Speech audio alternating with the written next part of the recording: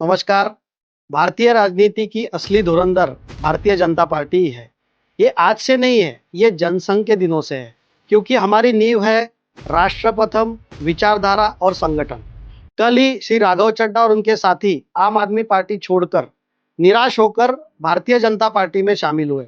उन्होंने भारतीय जनता पार्टी की विचारधारा और राष्ट्रीयत्व की विचारधारा को अपनाया। मैं उनका सबका स्वागत करता हूँ।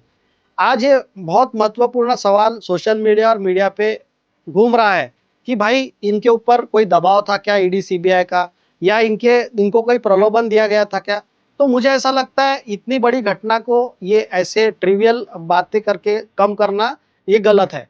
मैं आपको बताना चाहता हूँ कि हमारे जो जनसंघ के संस्थापक थे, चाहे डॉक्टर श्यामा प्रसाद मुखर्जी हो, चाहे पंडित दीनदयाल उपाध्याय जी हो, इनके ऊपर भी नेहरू जी की सरकार ने दबाव डाला था। इमरजेंसी में तो अटल बिहारी वाजपेयी जी और अडवाणी जी को जेल में डाला गया। हमारे आदरणीय गृह मंत्री अमित शाह जी हो, जिनको झूठे केस में जेल में डाला गया, चाहे हमारे आदरणीय प्रधानमंत्री नरेंद्र मोदी जी हो, इनको एसआईटी बिठा के झूठी केस बनाने की कोशिश की गई। जब महाराष्ट्र में महाविकास आघाड़ी की सरकार थी तो देवेंद्र जी के पीछे भी गलत केस लगाने की साजिश हो रही थी।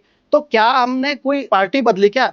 क्योंकि हमारा एक एक कार्यकर्ता विचारधारा से जुड़ा है, चाहे वो बूथ कार्यकर्ता हो, चाहे मुख्यमंत्री हो, चाहे प्रधानमंत्री हो। आप उनको पूछेंगे विचारधारा क्या है तो उनका सभी का एक ही जवाब आएगा। एक 370 का आपको एग्जांपल देता हूँ। 370 70 साल पहले भी हमारे एजेंडा में था, आज भी था, क्योंकि हमने उसको 370 हटाया। तो देखिए, भारतीय राजनीति में आपको समझना होगा कि तीन पार्टियां हो चुकी है।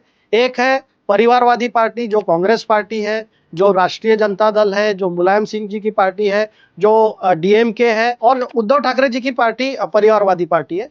और उसके अलावा कुछ पार्टियां ऐसी है जो व्यक्ति केंद्रित हो चुकी है, जैसे आम आदमी पार्टी हो, चाहे ममता दीदी की तृणमूल कांग्रेस हो, ये व्यक्ति केंद्रित है। अगर आप वो व्यक्ति के गुड बुक्स में है तो आपकी राजनीतिक करियर रहेगा, नहीं तो नहीं रहेगा।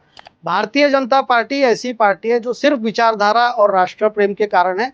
यहाँ एक चाय वाला भी प्रधानमंत्री बन सकता है, यहाँ किसी को भी आमदार या किसी को भी खासदार बनाया जा सकता है, किसी को भी कोई भी जवाबदारी दी जाती है।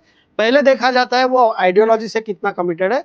तो मैं राजनीतिक पंडित सभी को आह्वान करता हूं कि भारतीय जनता पार्टी से जो लोग जुड़ रहे हैं उनको पता चल चुका है कि देश का विकास सिर्फ प्रधानमंत्री मोदी जी के नेतृत्व में हो सकता है और किसी के नेतृत्व में नहीं हो सकता। और ये कोई प्रेशर है या कोई किसी का प्रलोभन है, ऐसे बिल्कुल नहीं है।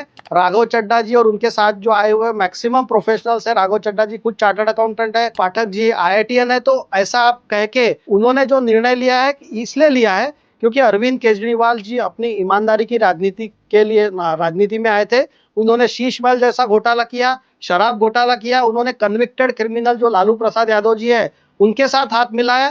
तो जो विचारधारा से भटकेगा उसको जनता सबक सिखाएगी। चाहे वो महाराष्ट्र में उद्धव ठाकरे जी ने हिंदुत्व छोड़ा, इसलिए जनता ने उनको सबक सिखाया। तो भारतीय जनता पार्टी ने ना कभी अपनी विचारधारा कॉम्प्रोमाइज की है, ना कभी देश प्रेम कॉम्प्रोमाइज किया है, और हमारा संगठन भी मजबूत है।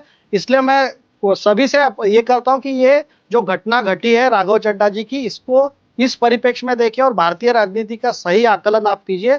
नहीं तो जनता आपके साथ जो बचे हुए राजनीतिक पंडित से और जो पॉलिटिकल पार्टी है उनको भी सुनना बंद करेगी, क्योंकि भारतीय राजनीति की असली धुरंधर भारतीय जनता पार्टी है। नमस्कार।